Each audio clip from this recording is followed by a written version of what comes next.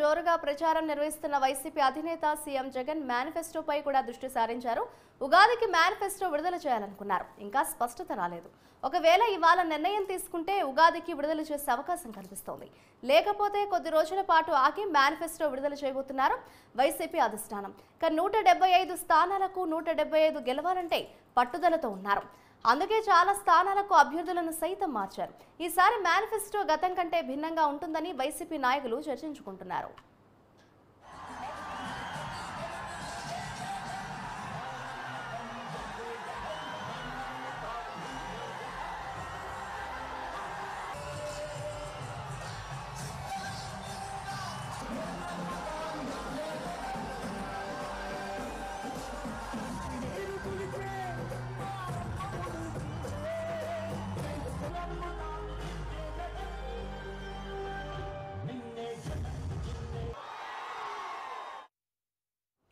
ఎన్నికలు వస్తే ఆయా పార్టీలు ఇచ్చే మేనిఫెస్టో కూడా ముఖ్యమే.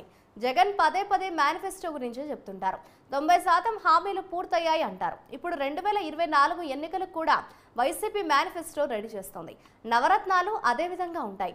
వీటికి తోడు కొన్ని కొత్త పథకాలు ఉండే అవకాశం కనిపిస్తోంది. బస్ యాత్ర విజయవంతంగా జరుగుతుండడంతో మేనిఫెస్టోపై కూడా వైసీపీ దృష్టి సారించింది. కాలేజీ, స్కూళ్లకు వెళ్లే పిల్లలకు ఉచిత బస్ పాస్ ఇవ్వాలని వైసీపీ నిర్ణయం తీసుకున్నట్లు సమాచారం. మేనిఫెస్టోలో ఇదే అంశం చేర్చే విషయంలో దృష్టి సారించారు. Free bus pass for students అనే విధంగా ఉంటుందని సమాచారం. దీంతో పాటు రైతు రుణమాఫీపై కూడా చర్చలు జరుగుతున్నాయి. మరి మేనిఫెస్టో ఎప్పుడు విడుదల అనేది నేడో రేపో స్పష్టత వస్తుంది.